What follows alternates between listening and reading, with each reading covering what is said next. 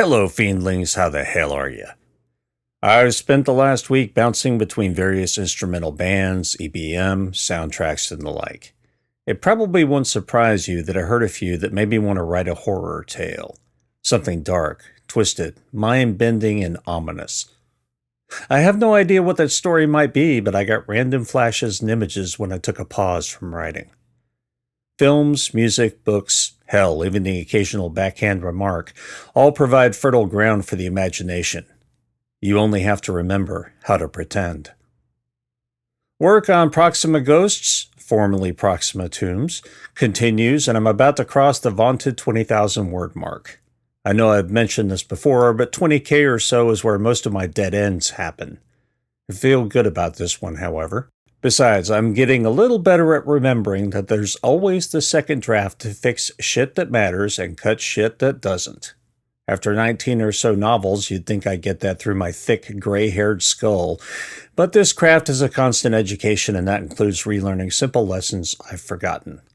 Sounds like the title of an essay. That's all I have to say for this week, apart from be safe, have a great week, and we'll talk again real soon. Here's episode 13 of The Black.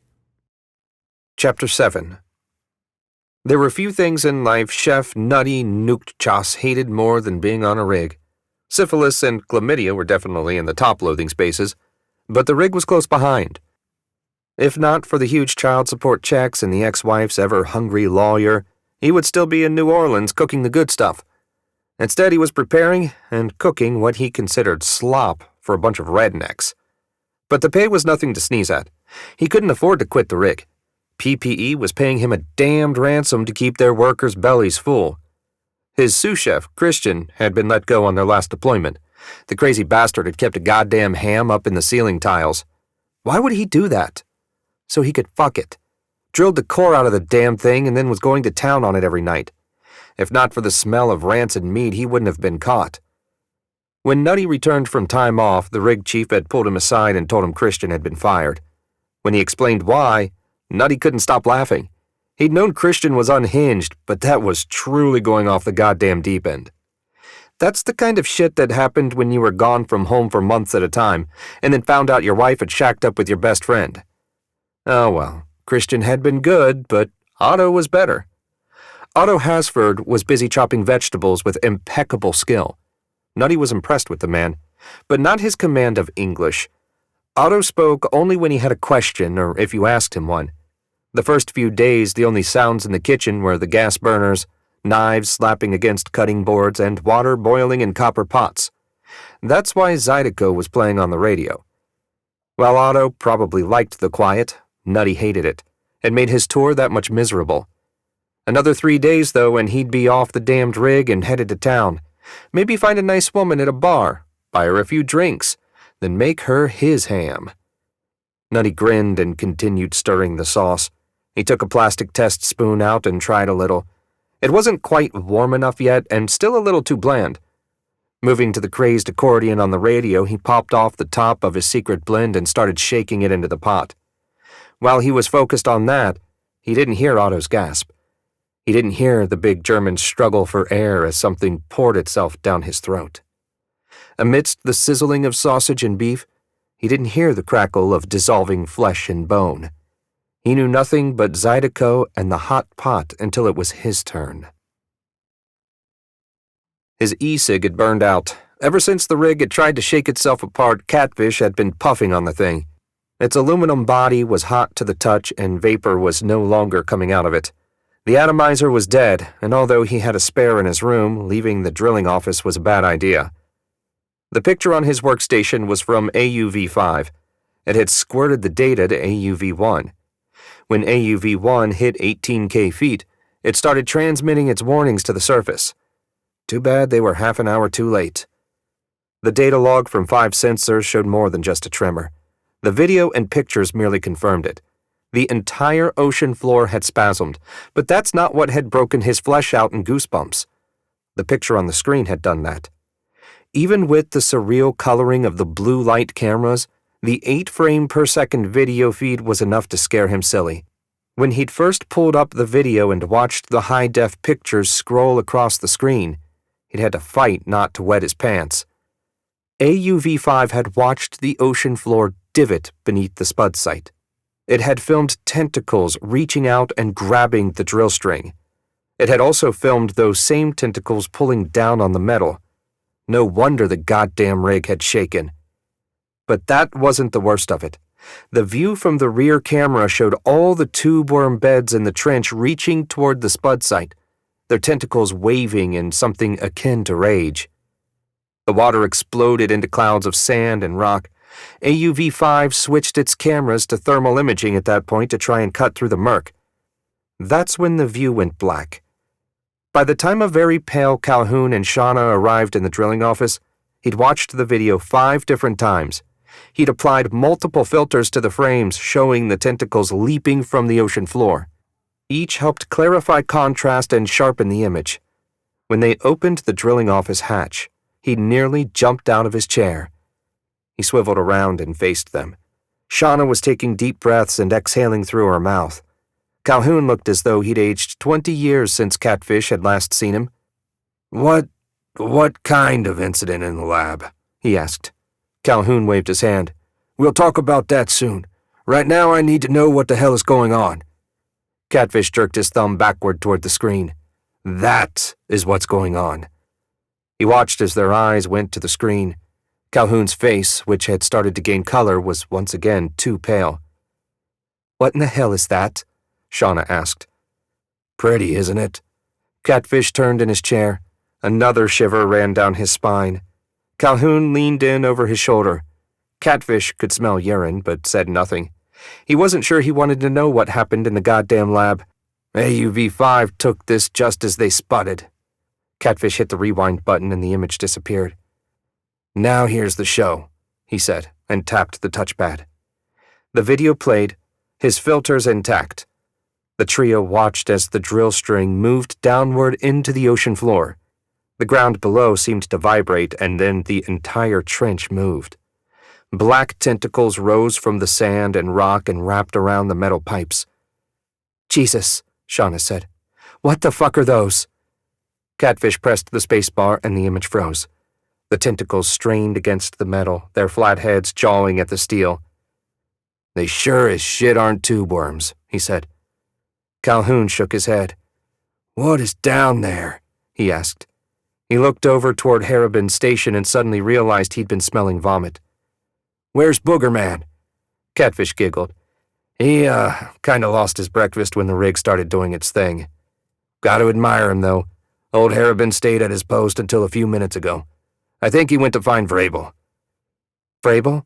Shauna said. "Is anyone dead?"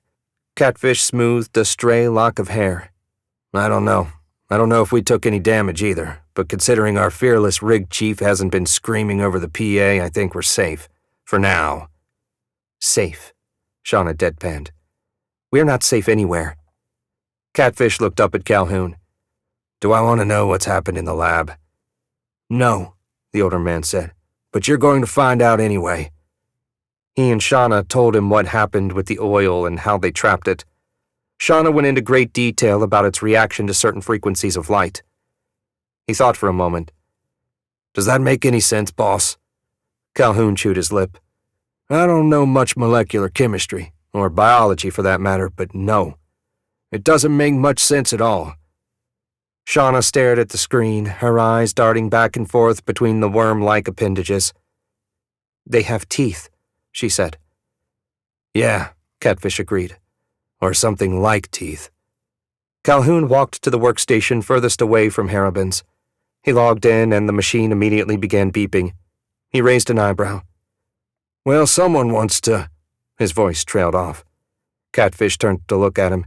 Calhoun's eyes were wide. "What?" the tech asked. The engineer looked over at Catfish and Shauna. "It's the lab in Houston. They've been quarantined." "What?" Shauna asked. "What do you mean? Quarantined? For what?" "God damn it," Calhoun said. "We sent them a fucking plague." Catfish pulled up his email. He'd been ignoring it for the last hour while he worked on data analysis and ROV diagnostics. That was back when they were about to spud the well. After the rig quake, his email seemed about the least important thing in the world. But now, He pulled up his email client and sped by the urgent emails from Macaulay. Instead, he brought up the one Calhoun was looking at. To all PPE contractors and employees on Leaguer, he read aloud. Due to biological contaminants in sample 1-J4X and an outbreak in the Houston lab, all drilling must be stopped immediately.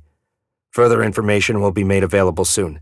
Please stay safe and avoid interaction with the oil at all costs. Rig personnel should prepare for possible evacuation. Calhoun nodded. We let it loose, he said, his voice just audible above the whoosh of the air conditioner. God damn it! God damn it! Evacuation? Shauna asked. Who the hell are they kidding? Catfish and Calhoun turned to her. They're not going to evacuate shit. No, Calhoun said. He opened a web browser and then cursed. Shit, the satellite just went down. Catfish tried to connect to the internet. The console told him the link was unavailable. Oh, fuck, he said. Did they just cut us off? Calhoun rose from the chair and stretched. The shotgun pop of his joint startled everyone in the room, including himself. I need to talk to Vrabel first. He traded glances with Catfish and Shauna. I need y'all to start putting this together. Something. Anything. I need ideas. We need them fast.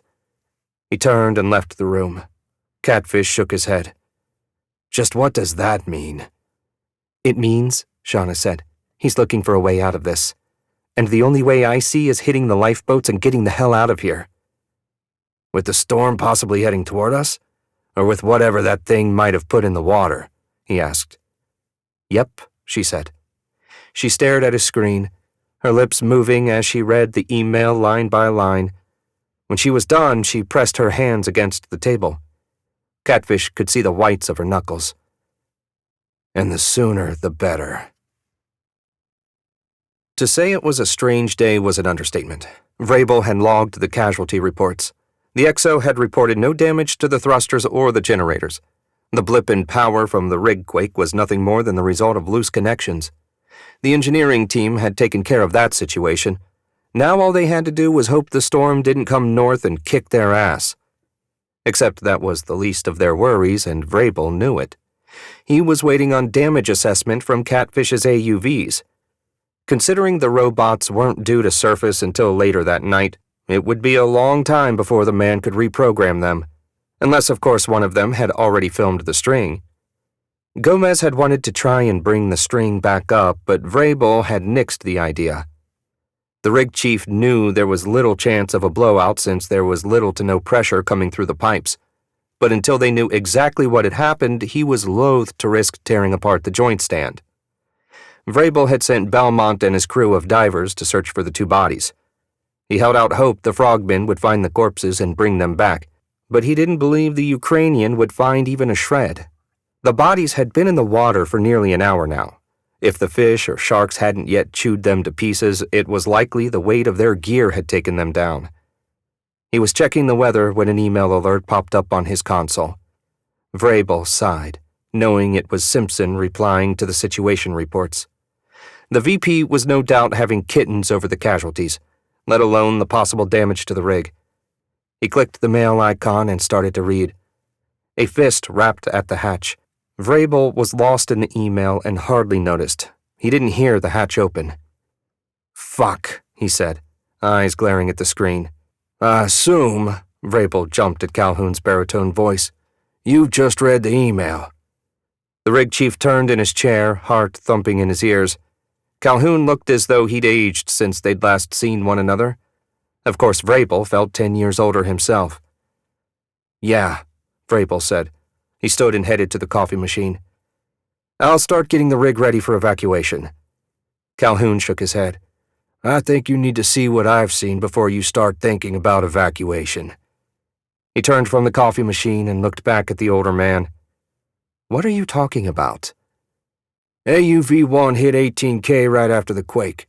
It streamed data and images from AUV-5. Vrabel blinked. Is the drill string damaged? Vrabel, Calhoun said, I need you to come to the drilling office. Now. But you have an executive officer, Calhoun hissed. Use him. He walked out of the hatchway. Vrabel, feeling queasy, followed. A goddamn Congo line. That was the phrase that kept repeating itself in his mind. It had been over an hour, and the line just kept getting longer. Subkowiak wanted to find Gomez and pop the man's head off. He knew this was revenge for quarantining 3 of the drilling crew when they got sick. Gomez had sent everyone who was on the rig deck during the quake for a physical. Everyone that was, except himself. Despite the constant flow of air conditioning, Doc Subkowiak was sweating. For the past hour, he'd seen dozens of large men with their shirts and pants off, smelled the stench of their unwashed clothes, and examined every inch of their bodies. Bruises, scratches, sprains, but nothing serious. Harrison had been the first, but that was a simple broken wrist. He'd set the bones, put him in a cast, and sent the man to his cabin with painkillers. Subkowiak finished examining a roughneck named Menendez. The man had scar tissue down one side of his face, presumably from a knife wound or some other sharp instrument. Doc figured it had been at least 15 years since the man suffered the injury. Other than that, the usual contusions from the rig quake. "Get out of here, you're fine," he said with a forced smile. Menendez grunted. "Take some ibuprofen or get something if you're in pain." "Right," the man said before heading out the door. Subkowiak looked at the line. It had finally thinned down to 3 men. He heaved a huge sigh and wiped the sheen of sweat from his forehead. Instead of dealing with these 3, he should be checking on the 3 men who'd come down with the flu or whatever it was. Today, he'd have to make the decision as to whether or not he needed to call in an evac chopper. If the antibiotics hadn't started to kill whatever they had, they needed to get the hell off the rig. He didn't want anyone dying on his watch, and he was completely unequipped to deal with anything viral.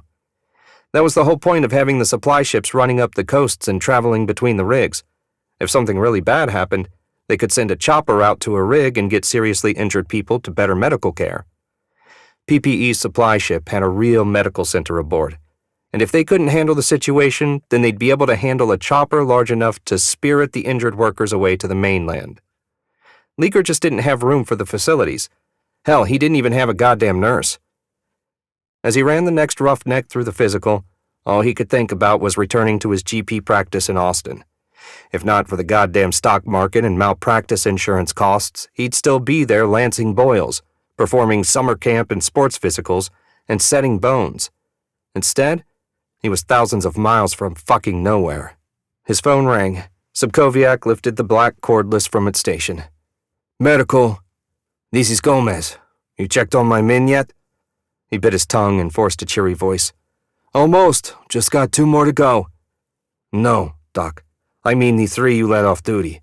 If they're better, I need them on the deck ASAP." He sighed. "I plan to check on them as soon as I got through the physicals." "Good. About that. Anyone hurt?" "Besides Harrison? No. Contusions, scratches, some bruised ribs, but that's about it." Subkowiak glanced up at the naked man in front of him and waved him away. The roughneck grunted and pulled on his clothes. "In about 20 minutes or so, I should be able to check on the rest of the men." "Let me know," Gomez said, and the line went dead. Subkowiak sighed again. 2 more. Just 2 more, and then he could check and see if his patients would remain his patients. They wouldn't.